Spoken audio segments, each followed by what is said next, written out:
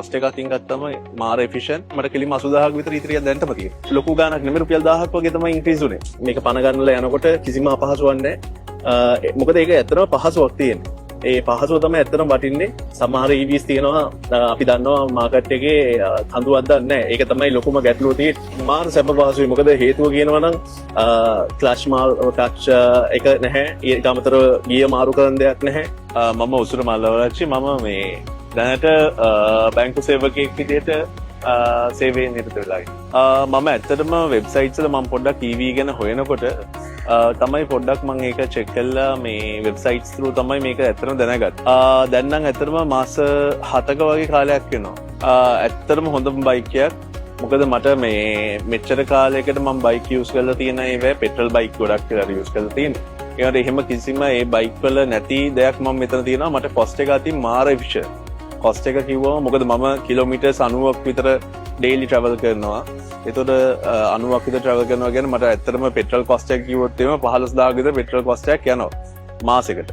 එතකොට එහෙම ගත්තම මට මේකට ඇත්තටම රුපියල් 1000කවත් කොස්ට් එකක් යන්නේ ඉලෙක්ට්‍රිසිටි යටින් ගත්තම. ඒත් එක්කම ඒකත් එක්ක හිතනකොට මේ තරම් හොඳ බයික් එකක් මට හම්බෙලාම නැහැ.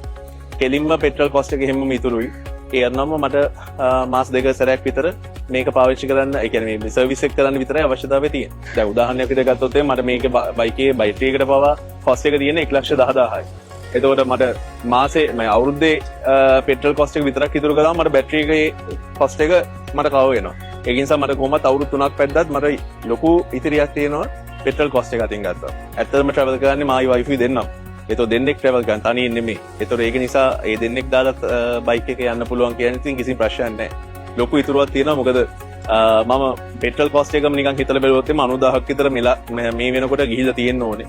හැබැයි මට ඒක රුපියල් 5000කින් 6000කින් වගේ දැන්ටමත් ඉතිරි වෙලා තියෙනවා. 5000ක් 6000ක් කියන්නේ මට කෙලින්ම 80000ක් විතර ඉතිරියක් දැන්ටම තියෙනවා. මට ඇත්තටම ඉන්ක්‍රීස් උනේ රුපියල් 1000ක වගේ ලොකු ගාණක් නෙමෙයි රුපියල් 1000ක් වගේ තමයි ඉන්ක්‍රීස් උනේ. ඒකත් මම ඩේලි චාර්ජ් කළා.